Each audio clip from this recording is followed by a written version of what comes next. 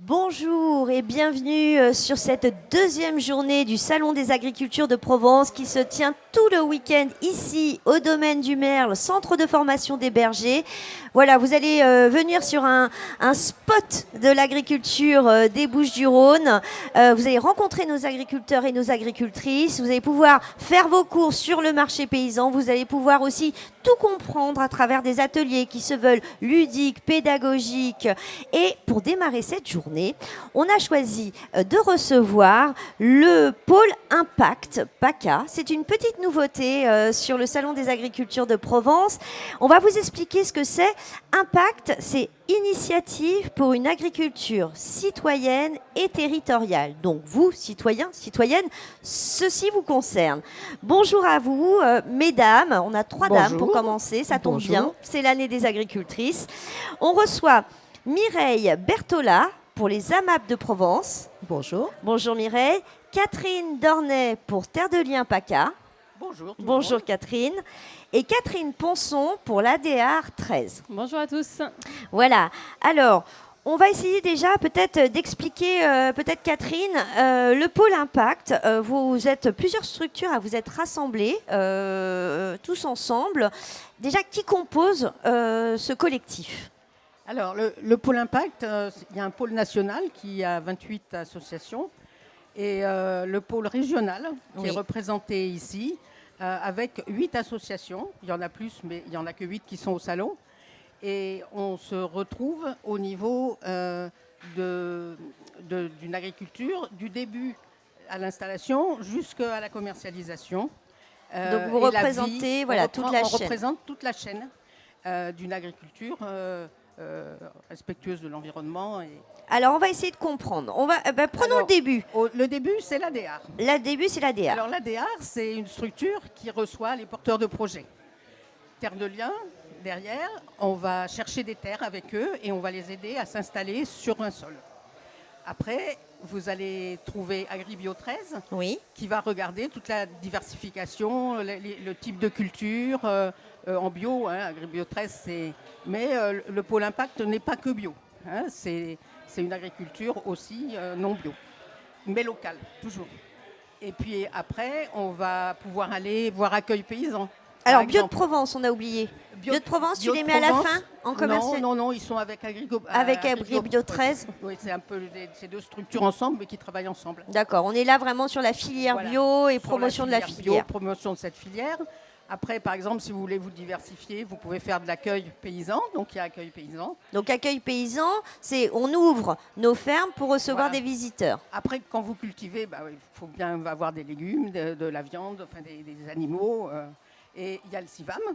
Et le CIVAM va être très présent au niveau technique, puisqu'il y a des ateliers techniques, ça permet de se rencontrer.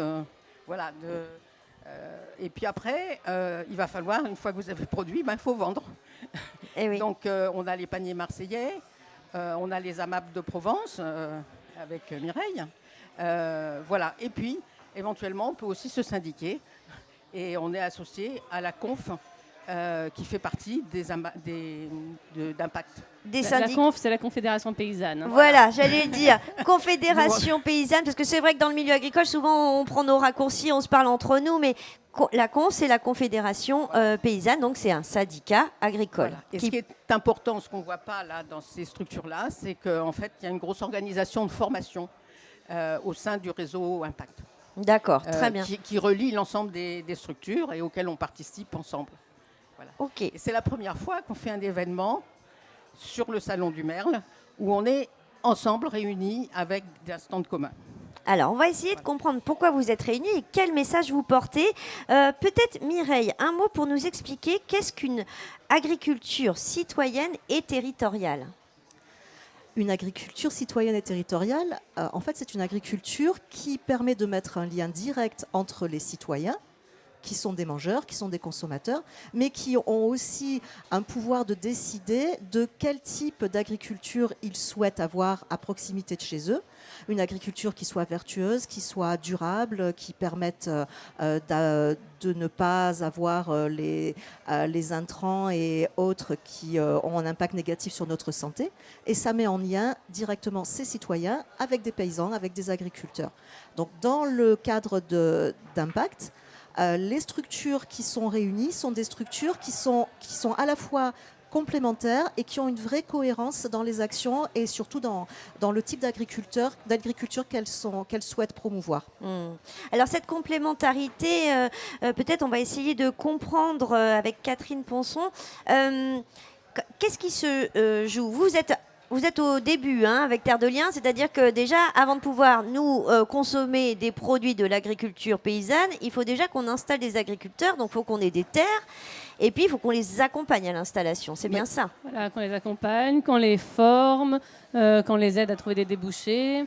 Voilà, donc il y a tout ce côté amont. Nous, c'est vrai qu'on est plus tourné vers les agriculteurs. Alors qu'à l'autre bout de la chaîne, c'est plutôt vers le consommateur. Plus l'interface consommateur. En fait, je ne dirais pas vraiment ça parce que les AMAP, c'est vraiment un pont entre les paysans et les consommateurs. Donc dans les AMAP, nous, par exemple en Provence, alors je parle des AMAP, mais les paniers marseillais, c'est la même chose. Alors on va juste peut-être faire un petit rappel de ce que sont les AMAP, parce que c'est vrai que nous, depuis longtemps, on y est, on connaît et tout, mais le système permet quand même, c'est un système très particulier, qui permet effectivement de travailler de manière en faisant proximité avec les agriculteurs. C'est plus qu'une proximité en fait. En fait, AMAP, donc je vous rappelle que l'acronyme signifie Association pour le maintien d'une agriculture paysanne. C'est un lien direct, contractualisé et solidaire entre un groupe de consommateurs et un ou plusieurs paysans. Les AMAP existent depuis 25 ans maintenant. On va fêter les 25 ans cette année. La première AMAP a été créée dans la région. Donc, c'est une vraie fierté quand même. Actuellement, les AMAP de Provence regroupent au moins 4500 foyers de mangeurs et plus de 300 paysans. À Marseille, les paniers marseillais ont plus de 30 paniers de quartier. Donc je ne sais pas exactement combien de consommateurs cela représente, mais c'est beaucoup également. Voilà, et les AMAP ont cette particularité d'être en lien direct. Ce n'est pas un système de commercialisation classique, c'est un système dans lequel les paysans proposent aux consommateurs des paniers avec un prix juste.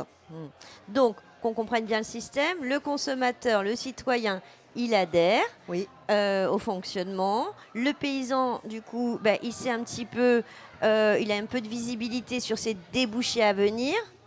Alors c'est pas pour autant qu'on dit moi je suis fan d'asperges donc j'adhère aux AMAP, mais si tu peux planter des asperges, où ça se discute ? Ça peut se discuter.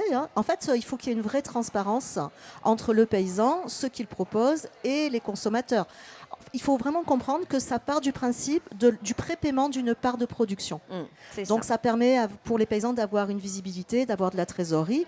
Et ce lien permet aussi de sensibiliser les citoyens aux enjeux de l'agriculture, aux difficultés des paysans, au plaisir aussi qui est le leur. Je pense que ça, Catherine ne nous dira pas le contraire. Ce qu'on remarque vraiment, c'est que quand on est directement en contact avec les paysans, on comprend que leur métier, c'est un métier extrêmement difficile, mais que c'est un métier de passion. Et cette passion, ils arrivent à la transmettre. Alors, le lien, il existe aussi en amont avec les citoyens. C'est ça.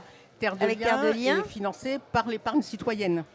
Donc, les citoyens peuvent intervenir au début de l'installation, tout comme ils interviennent tout le long de la chaîne, par exemple en visitant les fermes ou en étant accueillis dans les fermes, mais aussi en achetant une alimentation saine, de qualité, et dont ils connaissent le producteur.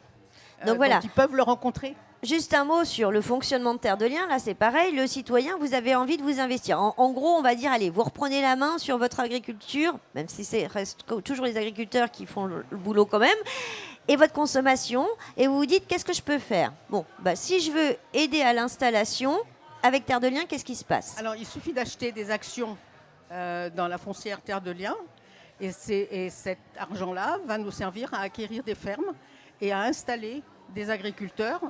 Généralement, on essaie de faire des primo-accédants ou des primo-installations, mais ça permet d'aider des gens qui n'ont pas accès au foncier. Parce que le foncier, il est quand même très cher. Surtout chez nous. Surtout chez nous.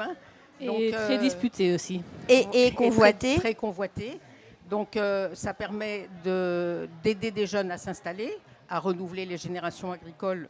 C'est très important devant le futur qui nous attend. Et ça nous permet d'accompagner, notamment avec l'ADR ou même la Chambre d'agriculture aussi, ça nous permet d'accompagner des jeunes dans l'installation. Avec l'aide des citoyens, c'est-à-dire on repose sur la notion de bien commun. Le sol est un bien commun. Voilà. Donc il ne s'agit pas d'investissement financier, soyons clairs. Non. Il s'agit d'un acte citoyen où on dit, à ce moment-là, je vais permettre à un agriculteur d'accéder à du foncier, sinon il pourrait difficilement. L'objet, l'ADN de Terre de Liens, c'est de préserver le foncier agricole. C'est-à-dire il n'est jamais sorti, il reste toujours dans le domaine agricole, on ne le revend jamais, ça fait partie de nos statuts. Voilà, si vous avez la garantie, en gros, que le domaine à proximité de chez vous reste un domaine agricole, et qui va se transmettre aussi. Et là, on va voir un petit peu sur cette phase d'accompagnement, l'ADR, parce que vous arrivez au moment où, le paysan, il a ses terres, mais il va falloir l'aider à s'installer. Donc, comment vous intervenez ? Vous travaillez sur, par exemple, le choix des filières, vous avez un conseil là-dessus, c'est un conseil technique, administratif, réglementaire. On sait qu'il y a plein de sujets pour un jeune qui s'installe, un jeune ou un moins jeune. Un peu tout ça, oui. On accueille des porteurs de projets qui ont souvent une idée, mais ils viennent nous l'exposer. On n'est pas là pour juger leur idée, on leur dit pas « Ah non, ça c'est mort, laisse tomber » ou « Vas-y, fais ça, ça m'arrange ». C'est vraiment le porteur de projet reste toujours maître de ses décisions. Par contre, on va l'aider à accéder à des informations qui peut-être lui manquent sur les questions de statut juridique, sur les questions de comptabilité, sur les questions réglementaires aussi, qui peuvent être aussi très évolutives. Les règlements peuvent changer régulièrement. On les aide à envisager et à penser à la question de débouchés, parce que des fois, certains porteurs de projets n'ont pas envisagé tous les aspects d'une installation. En fait, c'est vraiment très, très diversifié et ça fait appel à de nombreux acteurs, une installation. Donc voilà, c'est de s'assurer que le porteur de projet ait entre ses mains le plus possible d'informations pour pouvoir effectuer ses propres choix. Donc toujours laisser la liberté au porteur de projet. Voilà, alors que vous soyez un citoyen, vous avez envie effectivement de travailler, d'acheter des paniers, des produits en ayant un lien étroit et même de devenir le meilleur ami de l'agriculteur ou de l'agricultrice. Vous avez les AMAP, vous avez les paniers marseillais. Vous voulez aider un paysan à s'installer sur des terres, etc. Vous avez Terre de Liens. Vous êtes un porteur de projet. Vous avez une idée de pourquoi pas vous convertir, ou même vous avez toujours rêvé, ou même vous êtes formé pour vous installer en agriculture, vous avez l'ADR. Aujourd'hui, elles sont rassemblées, JL. Il y a des hommes, il y a des garçons quand même là-bas. Les structures sont féminines. Les structures sont rassemblées sur le pôle Impact. Vous avez toutes les informations sur leur stand. Aujourd'hui, le message que vous souhaitez porter en vous rassemblant collectivement, vous me l'avez dit un petit peu avant l'émission, tout ça, c'est créé avec plein de petites initiatives citoyennes de manière assez empirique. Aujourd'hui, c'est une voix collective que vous portez pour défendre ce que vous appelez l'agriculture paysanne. C'est bien ça ? C'est exactement ça, oui. Voilà, alors rendez-vous sur le Salon des Agricultures de Provence si vous voulez en savoir plus. C'est sur le domaine du Merle à Salon de Provence. Voilà, ici, c'est les champs de toutes les agricultures.